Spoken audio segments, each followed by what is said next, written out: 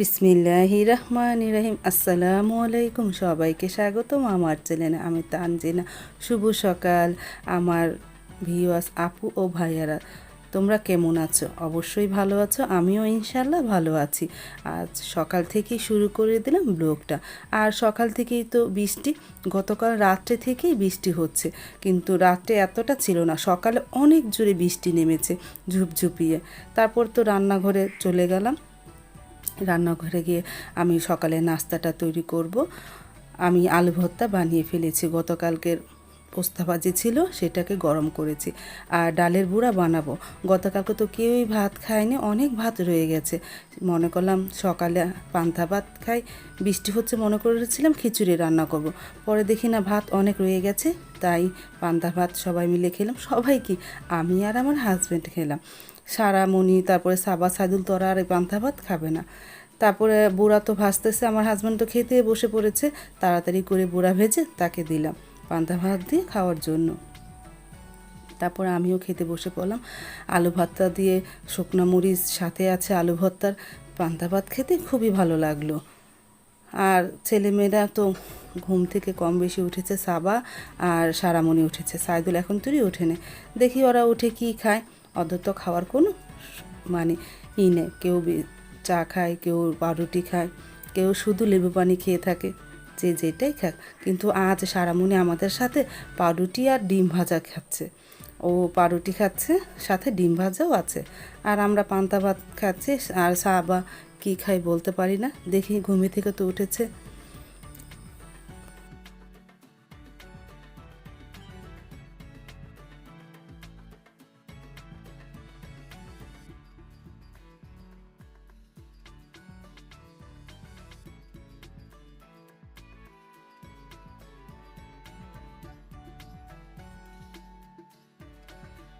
বৃষ্টি তো হচ্ছে, হালকা একটু কমেছে, কিন্তু গুড়ি গুড়ি পড়তেছে। তারপরে আমি একটু ছাতাটা নিয়ে বের হলাম বাহির দিকে, দেখি কতটা পানি জমেছে। অনেকটাই পানি জমে গেছে। আমার ডাটা গাছ, তারপর ঢেঁড়স গাছগুলো সব ডুবে গেছে নিচে গোড়াটা। তারপরে ভাইয়ের ঘরের এই সামনেটাও অনেকটাই পানি উঠেছে, বড় ভাইয়ের ঘরে। মানে গত রাত্রে থেকে তো বৃষ্টি হচ্ছে, পানি জমবে না তাহলে কি হবে, অনেকটাই পানি জমে গেছে।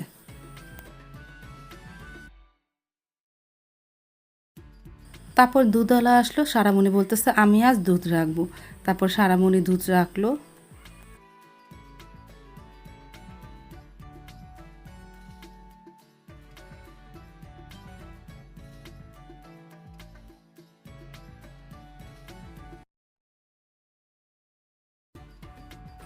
আর সকালে তো ভাবি কাজ করে চলে গেছে, কাপড় চোপড় ধুয়ে দিয়ে গেছে, কিন্তু রৌদ্র দিতে পারি না। এখন এই কাপড় চোপড়গুলো আমি দোতলায় নিয়ে যাব, দোতলায় নিয়ে রৌদ্র দিব। আগের কাপড় চোপড়গুলো শুকিয়ে গেছে, ওগুলো নামিয়ে নিয়ে আসবো, আর এগুলো রৌদ্র দিব। আমার আপুরা মানে ভিউয়ার্স, আপু ও ভাইয়েরা, তোমরা বলেছো আমার দোতলাটা একটু দেখবে। এই জন্য দেখো দোতলার মধ্যে কাপড় চোপড় মেলে এসেছে। একটা খাট আছে, আর পাশে একটা রুম আছে আমার ছেলের। ও এই রুমে, ওর কম্পিউটার আছে, ওর খাট আছে, ওইখানে লেখাপড়া করে আর শুয়ে, মানে রাত্রে শোয়। আর এই বাক্সটার মধ্যে আমি বালিশ কাঁথা রেখেছি, অনেক বড় একটা বাক্স বানিয়েছি স্টিলের। তারপরে ছেলের রুমে যাব এখন। ছেলের রুমে, ছেলে উঠেছে অনেকক্ষণ হবে। এই যে ছেলের রুমে ঢুকে পড়লাম। এই যে ও কম্পিউটারের মধ্যে বসে আছে, ও কাজ করতেছে। তারপরে ওর একটা, এই যে পাশে হলো খাটটা। কিন্তু আমি একটা জিনিস ভুল করেছি, ওর রুমে ঢুকেছি, লাইটটা ধরাবো না, না লাইটটা না ধরিয়ে ভিডিও করেছি। আমি কি বোকামি করেছি, লাইটটা ধরালে আরও ফকফকা দেখা যেত। আর এখানে একটা সিঁড়ি আছে, এটা হলো উপরে ওঠার। ওই উপরে আমি অনেক বড় বড় পাতিল কড়াই রেখেছি এই উপরে ওঠার। আমার ছেলের রুমের উপরও আরেকটা তালা আছে, ওইখানে শুধু খালি পাতিল টাতিল, এমনি স্টোর রুমের মতন সব কিছু রেখেছি। তারপরে যে ছেলে জায়নামাজ টুপি, ও এখানে নামাজও পড়ে। তারপরে ও বসে আছে। তারপর তো আমি রান্নাঘরে চলে আসলাম। গতকালকে এক কাকি এসে আমাদের এই ডেওয়াগুলি দিয়ে গেছে, তাদের গাছের ডেওয়া। আমি সবগুলো বের করে রেখেছি, আজ মাখবো ডেওয়াটা। ডেওয়া ফলটা তো খুব ভালো লাগে, ধুয়ে উপরে চোকলাটা ফেলে দিলে তারপরে খেতে ভালোই লাগবে। তারপর তো ভাবি আবারও এসেছে, ভাবি ঘরটা ঝাড়ু দিয়ে মুছতেছে। আমার তো রান্নাঘরে তেমন একটা কাজ নেই, আমি বসে বসে বাদাম খাচ্ছি। আর বাইরে হচ্ছে বৃষ্টি, বৃষ্টির মধ্যে বসে বসে বাদাম খেতে ভালোই লাগে। সাথে নিয়েছি বিট লবণ, আমার কাছে ভালোই লাগলো। বসে বসে বাদাম খাচ্ছি, ভাবি তো কাজ করতেছে। তারপরে মনে পড়লো যে মিজানদের ঘরে কয়েকটা বাদাম আর ডেওয়া দিয়ে আসি। তারপরে দিয়ে আসলাম মিজানদের ঘরে গিয়ে ডেওয়া আর বাদামটা। ভাবির তো কাজ হয়ে গেছে। তারপর আমি চাল ধুয়ে নিলাম, চালের সাথে মিষ্টি কুমড় আর আলু নিলাম, একটু খিচুড়ি রান্না করব। গতকালকে তো গরুর গোস্ত রান্না আছে, বৃষ্টি দেখে মনে করলাম সকালে যেহেতু খাই না, দুপুরে ঢলকা খিচুড়ি রান্না করি, খাবো না। আমি মশলাটা ভালোভাবে কষিয়ে নিয়েছি। এখন ধুয়ে রাখা চাল আর আলু আর মিষ্টি কুমড়টা দিয়ে দিব, একটু কষিয়ে তারপর পরিমাণ মতন পানি দিয়ে দিব।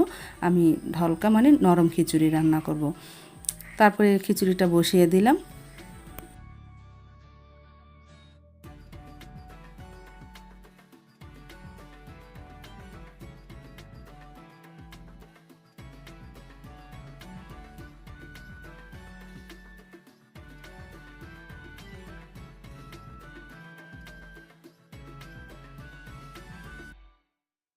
তারপর এসে পড়লো বাবা মা ঢাকা থেকে। আসতো বাবা মা আসবে ঢাকা থেকে, বড় আপার বাসা থেকে আসবো। সকাল থেকেই তো বৃষ্টি, সকাল থেকে তো আসতে পারেনি। তারপরে বৃষ্টিটা হালকা কমেছে, পরে সিনজিয়ালা রওনা দিয়েছিল।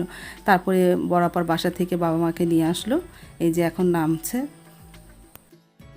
বাবা মা তো চলে আসলো, মাথার একটা বট গাছ চলে আসলো। বাবা মা বাড়িতে থাকলে মনে হয় বাঁচতে একটা বট গাছ আছে, আমরা তার ছায়ায় থাকি। আমার কাছে অনেক ভালো লাগে বাবা মা বাড়িতে থাকলে। কোথাও গেলে এটা যেন বাড়িটা খালি খালি হয়ে যায়।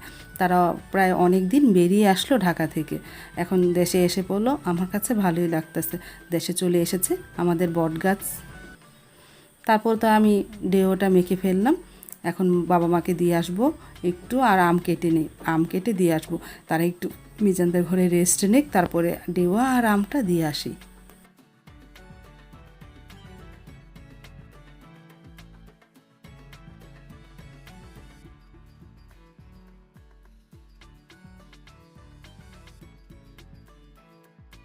আম কাটা হয়ে গেছে, বাটিতে ডেওটাও বেড়ে ফেলেছে। এখন মিজানদের ঘরে দিয়ে আসতে যাব। বাবা ড্রয়িং রুমে বসে আছে, বড় ভাইয়াও এসেছে বাবার সাথে দেখা করার জন্য।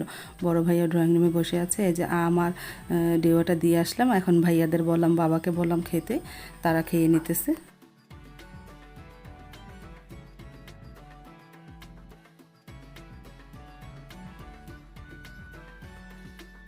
আর এদিকে আমার আস্তে আস্তে খিচুড়িটা হয়ে যাচ্ছে, ঢলকা খিচুড়ি।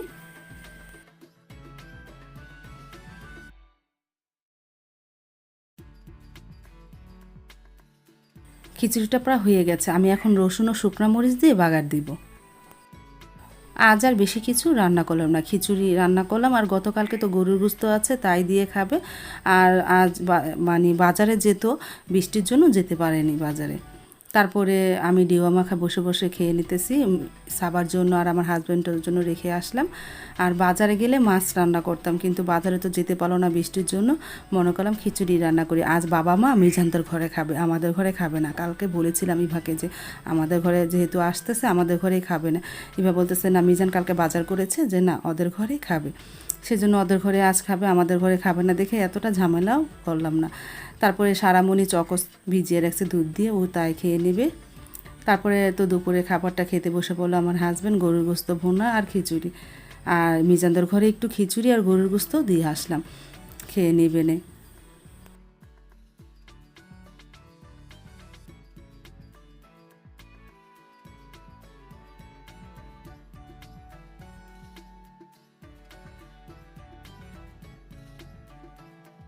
বিকেল দিক দিয়ে কাঁঠালটা ভাঙলাম, আমার হাজব্যান্ড এনেছিল দোকান থেকে আসার সময়, বলেছে বিকালে ভেঙে দিও। এখন ভাঙা পুরোটা ভেঙে ফেলবো। ছোট্ট একটা কাঁঠাল এনেছে, ভাঙার পরে মিজানদের ঘরে দিয়ে আসবো, আর বড় ভাইয়াকে একটু দিয়ে আসবো, আর বাকিটা আমরা খেয়ে নেব। তারপরে এই যে 2 প্লেটে বেড়ে নিলাম, ভাইয়াকে দিয়ে আসি গে, আর মিজানদের ঘরে দিয়ে আসি।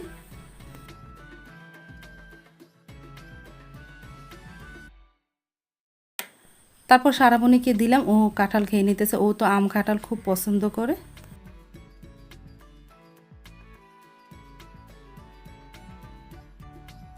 তারপরে আমি একটু হাঁটতে হাঁটতে বাহিরে আসলাম, বৃষ্টি তো নাই, মনে করলাম বাহিরে তো একটু পানি জমেছে, একটু পানিটা পাড়াই, মানে একটু মাটিটা পাড়াতে ইচ্ছা করলো। তারপরে স্যান্ডেলটা খুলে একটু পানি পাড়ালাম, পানি পাড়াতে পাড়াতে লেবু গাছের সামনে চলে গেলাম। দেখি লেবু কয়টা আছে, লেবু গাছের সামনে যেয়ে দেখি একটা লেবু আছে। এই যে আমি এখন পানিতে পাড়া দিলাম, পানিটা অনেক ঠান্ডা। তারপরে লেবু গাছের সামনে যা, মাটিটা একটু নরম হয়ে গেছে। তারপরে লেবু গাছের সামনে যেয়ে দেখি একটা লেবু আছে, সেই লেবুটা ছিললাম। আর দেখো না, ঢেঁড়স গাছে গোড়ায় পানি, ডাঁটা গাছে গোড়ায় পানি। আর এই যে লেবু, একটা লেবু আছে, সেটাকে ছিঁড়েছি। লেবু তো ছিঁড়া হয়ে গেল, তারপরে কিছুক্ষণ পানি পাড়ালাম, একটু হাঁটলাম।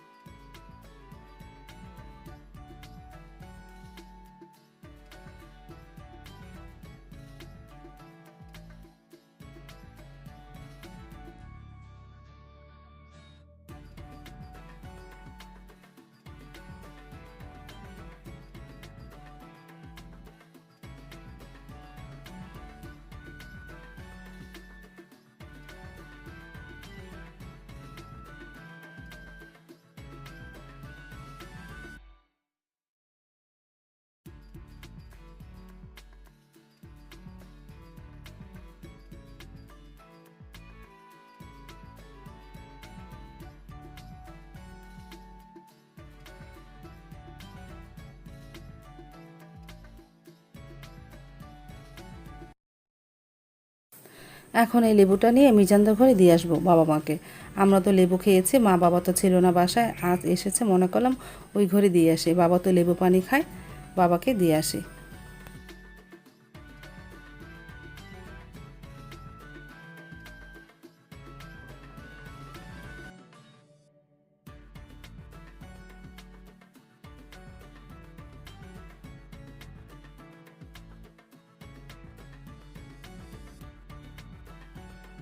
তারপর মা এসেছে দুধ নেওয়ার জন্য। মা বাবা তো দুধ খায়, বাবা আবার বিকালে খায়, মায় রাত্রে খায়, এই জন্য দুধ নিয়ে যাচ্ছে। তারপর সারামণি ডাকতেছে, তাড়াতাড়ি আসো। আমি কী হয়েছে, কয় আমি আম খাচ্ছি, সেটা ভিডিও করো। তারপর একটু ভিডিও করলাম। আজ তাহলে এ পর্যন্ত, দেখা হবে আগামীকাল নতুন আরেকটা ব্লগ নিয়ে। আল্লাহ হাফেজ, আসসালামু আলাইকুম।